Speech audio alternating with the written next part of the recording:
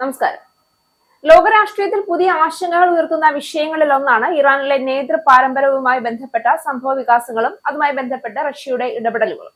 ഇറാന്റെ പരമോന്നത നേതാവായ മുജ്തബ ഖമേനി പരിക്കേറ്റതിനെ തുടർന്ന് മോസ്കോയിൽ ചികിത്സയ്ക്കായി എത്തിച്ചതായി ചില മാധ്യമങ്ങൾ റിപ്പോർട്ട് ചെയ്തതോടെ ഈ വിഷയത്തിന് അന്താരാഷ്ട്ര ശ്രദ്ധ വീണ്ടും ലഭിക്കുകയാണ്. എന്നാൽ ഇറാന്റെ പുതിയ പരമോന്നത നേതാവായ മുജ്തബ ഖമേനിക്ക് ഗുരുതരമായി പരിക്കേറ്റതിനെ തുടർന്ന് റഷ്യയിൽ ചികിത്സയിലാണെന്നാണ് ഒടുവിൽ പുറത്തുവരുന്ന ഞെട്ടിക്കുന്ന റിപ്പോർട്ട്. റഷ്യയുടെ സംരക്ഷണയിൽ ചികിത്സ നൽകാമെന്ന് വാഗ്ദാനം ചെയ്ത പുടിൻ പ്രത്യേക സൈനിക വിമാനത്തിൽ മുജ്തബയെ മോസ്കോയിലേക്ക് കൊണ്ടുപോയി എന്നാണ് കുവൈറ്റ് ആസ്ഥാനമായുള്ള അൽജരീദ പത്രം റിപ്പോർട്ട് ചെയ്തത്. റഷ്യൻ പ്രസിഡന്റായ വ്ളാഡിമിർ പുടിൻ ഇറാനെ സഹായിക്കാമെന്ന സൂചനകൾ നൽകുന്നതും ലോകരാഷ്ട്രീയത്തിൽ പുതിയ സംഘർഷ സാധ്യതകളെ കുറിച്ചുള്ള ചർച്ചകൾക്ക് വഴിവെച്ചിരിക്കുകയാണ്. മിഡിൽ ഈസ്റ്റിലെ രാഷ്ട്രീയ സമവാക്യങ്ങൾ ഇതിനകം തന്നെ അതീവ സങ്കീർണമാണ്. ഇറാനും അമേരിക്കയും തമ്മിലുള്ള ദീർഘകാല വൈരാഗ്യം, അതോടൊപ്പം ഇസ്രയേലുമായി തുടരുന്ന സംഘർഷം എന്നിവ ആ പ്രദേശത്തെ സ്ഥിരമായ അസ്ഥിരതയിലേക്ക് നയിച്ചു കഴിഞ്ഞു. ഈ സാഹചര്യത്തിൽ റഷ്യ ഇറാനെ തുറന്ന പിന്തുണ നൽകുന്ന സാഹചര്യം രൂപപ്പെടുകയാണെങ്കിൽ അതിന്റെ പ്രത്യാഘാതങ്ങൾ പ്രാദേശിക തലത്തിൽ മാത്രമല്ല ആഗോളതലത്തിലും കൂടുതൽ ഗുരുതരമായി അനുഭവപ്പെടും. റഷ്യയും ഇറാനും തമ്മിലുള്ള ബന്ധം വർഷങ്ങളായി ശക്തിപ്പെടുകയാണ്. സൈനിക സഹകരണം, ഊർജ്ജ വ്യാപാരം, അന്താരാഷ്ട്ര രാഷ്ട്രീയത്തിൽ പരസ്പരം പിന്തുണ നൽകൽ എന്നിവ ഈ ബന്ധത്തിന്റെ പ്രധാന ഘടകങ്ങളാണ്.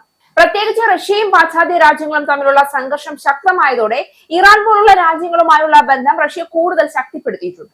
അതിനാൽ ഇറാനിലെ രാഷ്ട്രീയ നേതാവിന് റഷ്യ ചികിത്സാ സഹായം നൽകുന്നത് പോലുള്ള സംഭവങ്ങൾ വെറും മനുഷ്യത്വപരമായ കാര്യമെന്നതിലുപരി ഒരു രാഷ്ട്രീയ സന്ദേശമായാണ് വിലയിരുത്തപ്പെടുന്നത്. ഇത്തരമൊരു സാഹചര്യത്തിൽ റഷ്യ ഇറാനെ സൈനികമായോ തന്ത്രപരമായോ സഹായിക്കുന്നുവെങ്കിൽ അതിന്റെ ആദ്യ പ്രതികരണം അമേരിക്കയിൽ നിന്നായിരിക്കും.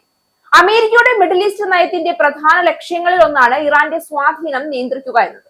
എന്നാൽ റഷ്യയുടെ പിന്തുണ ലഭിക്കുന്ന ഇറാൻ കൂടുതൽ ശക്തമായി പ്രതികരിക്കാൻ തുടങ്ങുകയാണെങ്കിൽ അമേരിക്കയ്ക്ക് ആ പ്രദേശത്തെ സൈനിക രാഷ്ട്രീയ തന്ത്രങ്ങൾ പുനഃപരിശോധിക്കേണ്ടി വരും.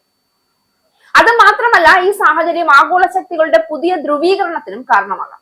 ഒരു വശത്ത് അമേരിക്കയും അതിന്റെ സഖ്യകക്ഷികളും നിലകൊള്ളുമ്പോൾ മറുവശത്ത് റഷ്യയും ഇറാനും പോലുള്ള രാജ്യങ്ങൾ ചേർന്ന് ഒരു വ്യത്യസ്ത ശക്തി കേന്ദ്രം രൂപീകരിക്കപ്പെടാൻ സാധ്യതയുണ്ട്.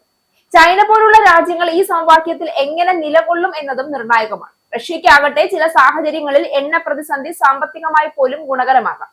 ഒഴിപ്പിക്കൽ അതീവ രഹസ്യമായി നടത്തിയെന്നും പരമോന്നത നേതാവുമായി അടുപ്പമുള്ള ഉയർന്ന ഉദ്യോഗസ്ഥരിൽ നിന്നാണ് തങ്ങൾക്ക് വിവരം ലഭിച്ചതെന്നും അൽജരീദ അവകാശപ്പെടുന്നു.